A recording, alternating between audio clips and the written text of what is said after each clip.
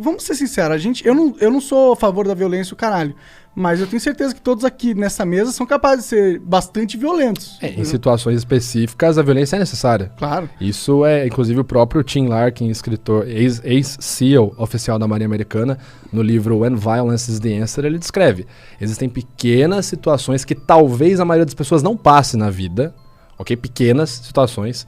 As que passarem irão passar no máximo uma, ou raramente uma outra pessoa irá passar no máximo duas, que é quando a sua vida é diretamente ameaçada. Nesses casos onde sua vida está diretamente ameaçada e onde a violência é aplicada, você deve reagir de forma muito mais violenta. Então, em alguns casos super específicos, né? Mas peraí, não um comportamento violento. Vou dar um exemplo polêmico aqui, né? Olha lá. Se preparem. Vou tomar água.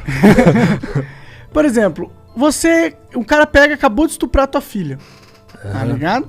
E aí eu sei que eu tenho uma chance em 5 de ir preso se eu matar esse cara. É crime passional. Pode ser visto como crime passional. Ok, mas eu tenho certeza que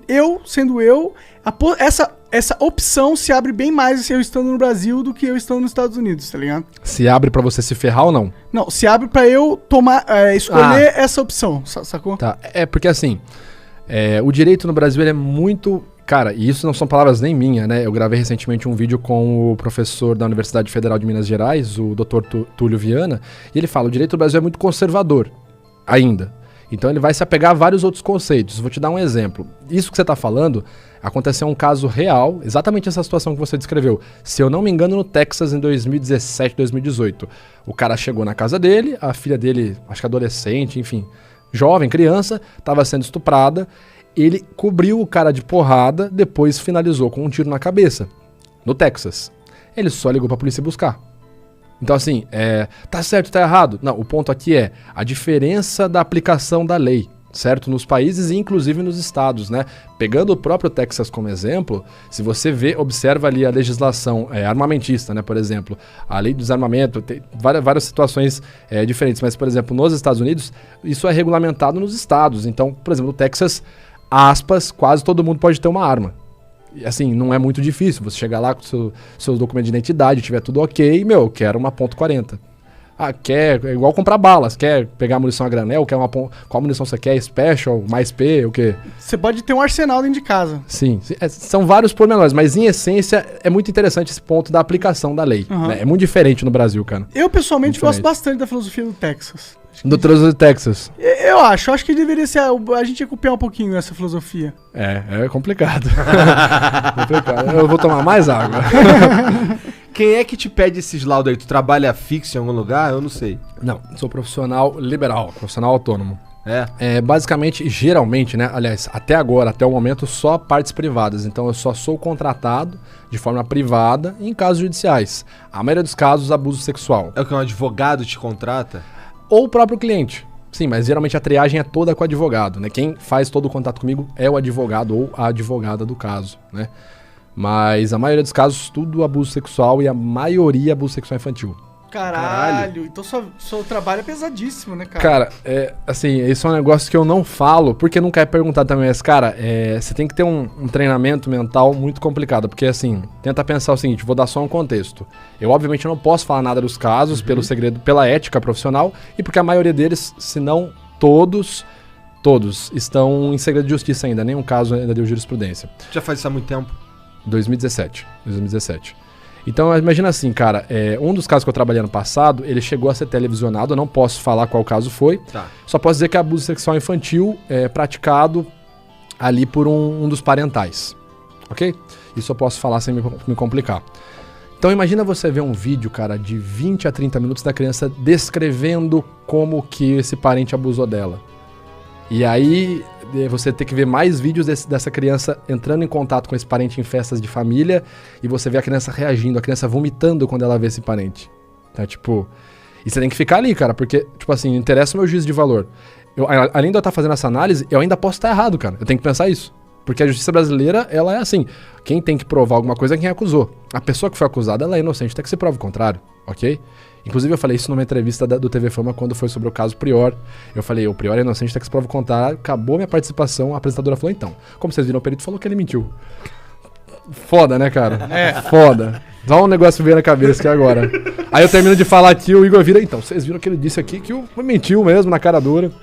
Mas é complicado, cara, você passar 30 minutos vendo uma criança descrever um abuso, e, tipo, você ter que sair pra ir viver o seu dia e tal. É uma experiência complicada, cara. Com todo respeito, não queria ter o seu trabalho, não. Não, cara, muitas vezes não é interessante, cara. Não é interessante. Mas assim, o que eu me prendo muito, porque ano passado a gente realizou uma pesquisa que inclusive saiu esse ano, tá sendo feito o FABS, que é o primeiro sistema facial apenas voltado para crianças. É uma pesquisa pela Juliana Negrão, pesquisadora da Mackenzie. Então eu participei dessa pesquisa ano passado.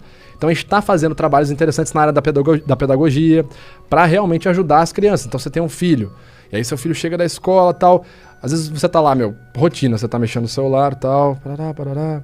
Aí chegou seu filho, você, e aí, como é que foi? Ah, foi bom. E você nem tirou o olho do celular, você tá lá, legal, vai tomar banho, vai jantar, tua mãe tá lá. Cara, nisso, a criança te entregou e você não percebeu. Entendi. Então, assim, a gente tava montando uma pesquisa interessante. Então, isso me alivia mais. Só que, cara, o que eu percebo muito falando, assim, de abuso sexual infantil é que é como se fosse uma iguaria, sabe? Cara, é nojento, cara. Caralho, assim, cara. É nojento. Eu não posso falar muito, até por questão de segurança minha, de caso que eu já trabalhei, mas, cara, é nojento. Se eu te falar, por exemplo, situações onde tem, tipo, festas de swing, que a galera famílias levam as crianças. Mano, Caralho. Nojento. É nojento. Caralho, que bizarro, isso existe? No Brasil. Fuck, Aqui no Brasil. meu. E não é um caso só. E eu digo que eu não queria ter esse emprego porque eu sei que é difícil, mas eu sei que ele é muito importante que exista. E que ajuda. Tá fazendo algo de bom com também. certeza. E que ajuda muitas pessoas, eu não duvido disso. Só que deve realmente ser. Tipo, eu pessoalmente não sei se eu teria estômago, tá ligado? Deve ser algo realmente complicado. Eu lido com a internet, já fico maluco, Cara, imagina ter que lidar com essa porra. Cara, é o que eu falo. Quando você lida com essas situações doentias, cara, você vê outras coisas e fala, mano, releva, isso é de boa. Cara, é complicado. Assim, eu tô trabalhando num outro projeto paralelo, que eu espero poder falar sobre ele logo em breve, né? Que é uma série, não posso falar muita coisa, mas é uma série que eu espero que dê certo esse projeto. A gente tá nas tratativas aí. Mas é sobre um serial killer, um assassino estuprador em série, que basicamente, cara, eu fiz até um vídeo sobre ele, é o assassino da minha infância. Porque esse cara, na região que eu moro, ali no interior de São Paulo, ele estuprou e matou de forma brutal. E quando eu falo brutal, para vocês terem uma noção, as crianças que se comportavam durante o estupro, crianças de 5 a 10 anos de idade, esse era o perfil dele, as crianças se comportavam bem, não gritavam como ele falava, ele apenas estrangulava. Essa era a forma de promover, de premiar elas. As que gritavam, choravam, tentavam escapar, ele matava no soco, geralmente primeiro esmagando a mandíbula delas. Então, assim, o cara pesado mais de 100 quilos. Então, primeiro ele esmagava a mandíbula de uma criança de 5 anos, ela ia ficar chorando, sentindo dor, enquanto ele praticava a violência sexual, e depois ele matava no soco que sobrava da criança. Caralho! E esse cara morou a 2 quadras da minha casa, quando eu tinha 5 anos de idade, na época que ele tava na ativa nos crimes. Caralho! Esse é um caso muito cabuloso, cara. E eu creio, assim, memória falsa é uma realidade, mas eu tenho a forte memória de ver ele passando na frente de casa, porque ele ficou conhecido na minha cidade como o assassino da bicicleta. Porque ele era alcoólatra, então ele passava fazendo reparos em porta de bar, fazia serviço de engraxate, e sempre com uma bicicletinha vermelha. Então, eu tenho essa imagem de eu estar jogando bola na garagem de casa e, tipo, ver um senhor fortão, assim, gordão, passando com uma bicicleta vermelha. Então, tipo... Caralho. Esse negócio é muito louco, cara. Eu não acredito nessas coisas de energia, espírito, destino. Mas é muito cabuloso esse caso dessa pessoa ter acontecido super perto da minha casa, assim, vamos dizer, na época que o cara tava na ativa, e hoje eu trabalhar com abuso sexual infantil, com análise de abuso sexual infantil. Caralho, realmente é bizarríssimo. Esse cara já era. Imagina. Ele morreu em 2013. Diz na notícia que ele teve um infarto, né? Não sei se realmente foi verdade. Entendi. Mas espero que não. Espero que tenha morrido de uma forma muito Tomara que tenham quebrado o mais maxilar dolorosa. dele.